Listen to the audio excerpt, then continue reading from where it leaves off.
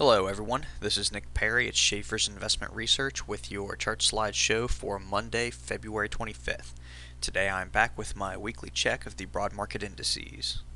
In last week's chart slide show, we saw that the broad market indices had pushed right up into overhead resistance. We talked about the overhead zones here, short-term support there.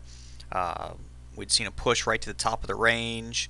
We saw initial rejection, and we were hanging out right there. And I said I viewed that as mildly encouraging, and said that the support and resistance would be the two levels to keep in mind that week. When we turn to this week's charts, we see that nothing happened.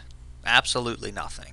I mean, you look at the SPX, it hung out right below that resistance. I was saying the lack of rejection was mildly encouraging.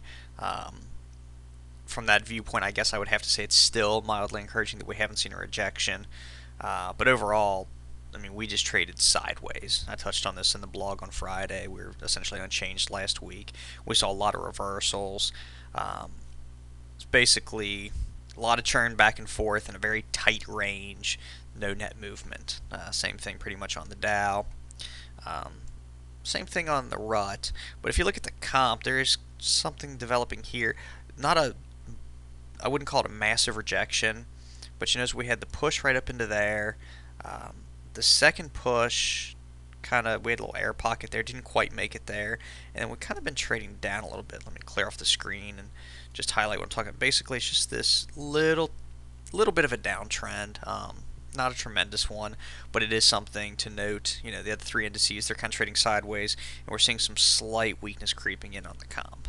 As far as overall takeaways for the week ahead, again, overhead resistance on the SPX. We're going to keep an eye on that. You know, we haven't seen a rejection here, mildly encouraging. Contrasting that, we've got this slight downtrend on the comp. So those are the two things to keep an eye on this week to see which one plays out. And keep in mind with both of these, all four of the charts, we're actually seeing a very tight range.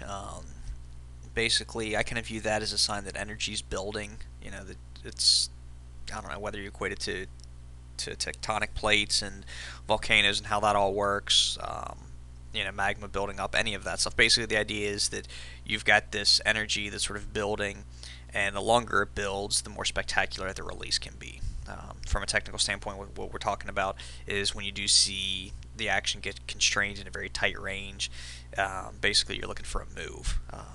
In this case, the technical picture doesn't really offer much sign of which way it's going to break. You know, the SPX we're holding just below resistance, haven't seen a rejection, but that's not a guarantee. So basically, I think the point to keep in mind is that we're building up some energy. Keep an eye on the overhead resistance and the support, and if we see a break of one of those, that basically we've got some energy built up where it could be some room to run. So again, keep the levels in mind, and that's what I'm going to be watching in the week ahead in the blog.